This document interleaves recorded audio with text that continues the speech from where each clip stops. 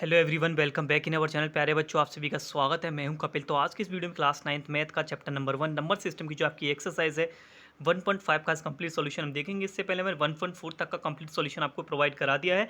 जो बच्चे हमारे साथ न्यू जुड़ रहे हैं, प्लीज़ आप जाके हमारी प्लेलिस्ट में आप देख सकते हो।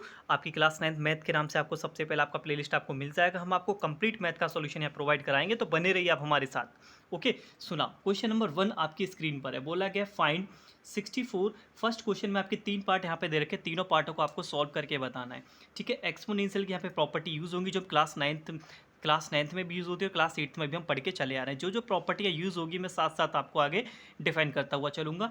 सो यहाँ पे क्या है, 64 का पावर 1/2, इसको सॉल्व करके बताना है वैल्यू कितना आएगा। जरा आप एक बात बताइएगा, क्या मैं 64 को क्या मैं 2 का पावर 6 नहीं लिख सकता हूँ? जब हम इसको फैक्टर करेंगे तो हम लिख सकते हैं 64 को 2 का power 6 to the power 1/2। Okay, 1/2 पहले से ही चल रहा है, 64 को हमने कलेक्ट करके लिख दिया 2 का पावर 6। अब ये रूल होता है आपका एक्सपोनेंशियल का, पावर के ऊपर जब पावर होता है वो मल्टीप्लाई हो जाता है। तो हम इसको लिख सकते हैं 2 का पावर 6 मल्टीप्लाई 1/2, और 2 से 3 टाइम आपका कट होगा, दैट इज इक्वल टू 2 का पावर 3। और ये किसके इक्वल होता है? आपका 8 के। 2 का पावर 3 आपका 8 के इक्वल होता है। सिमिलर आपको यही क्वेश्चन सॉल्व करना है। इसको हम लिख सकते हैं 2 का पावर 5 32 को, और इसका भी जो होल पावर है वो चल रहा है 1/5।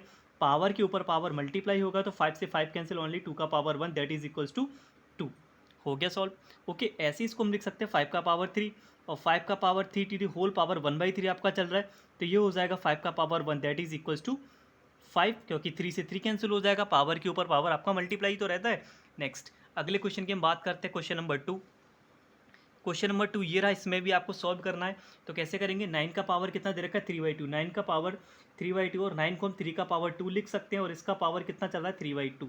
फिर से वही काम यहाँ पे होगा, पावर के ऊपर पावर तो ये मल्टीप्लाई हो जाएगा, 2 से 2 कैंसिल होगा, तो आपका 3 का पावर 3 रह गया, दैट इज इक्वल्स टू किसके होगा? 3 × 3 × 3 किसके इक्वल होगा? बताओ जल्दी से। 3 3 9, और 9 3 आपका 27।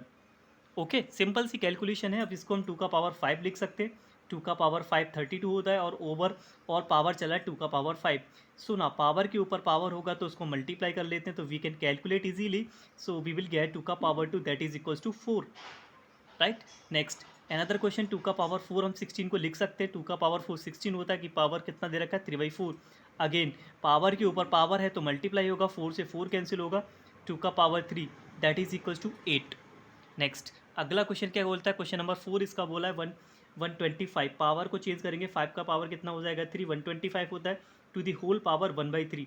3 का पावर 3, 5 का पावर 3 माइनस 1/3, 3 से 3 कैंसिल हो जाएगा, दैट इज इक्वल्स टू 5 का पावर माइनस का 1।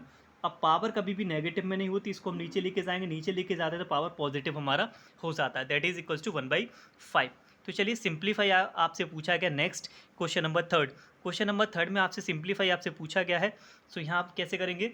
अब देखो, यहाँ पे यूज़ होगा जब भी आपके बेस सेम होते हैं पावर ऐड हो जाती है। बेस कितना है? 2, पावर को आप ऐड करिए। उम्मीद है आपको फ्रैक्शन तो सॉल्व करने आते ही होंगे।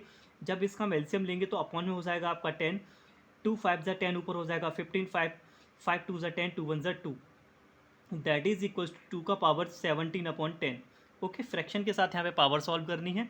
सुनाओ, अब देखो 1/3, 1/3 का पावर 3, मैं इसको लिख सकता हूँ 1/3 का पावर 3। ओके, कोई फर्क नहीं पड़ता, 1 का पावर कितना भी हो 1 होगा, 3 का पावर 3 आ जाएगा। ओवरऑल आपका चल रहा है 7।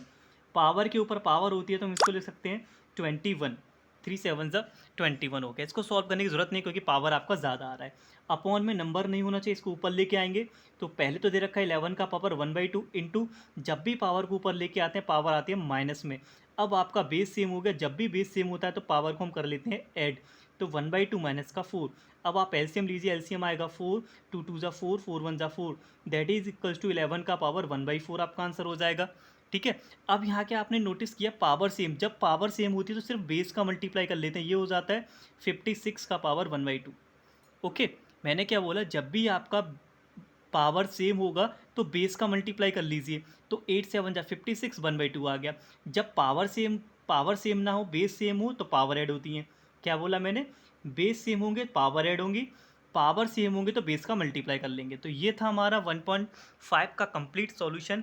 सो काफ़ी सिंपल सी ये एक्सरसाइज थी, सिंपल, और आपको अच्छी तरीके से समझ भी आ चुकी होगी। तो चलिए मिलते हैं अगली वीडियो में एक नए चैप्टर के साथ। तब तक के लिए धन्यवाद, take care and wait for the next video.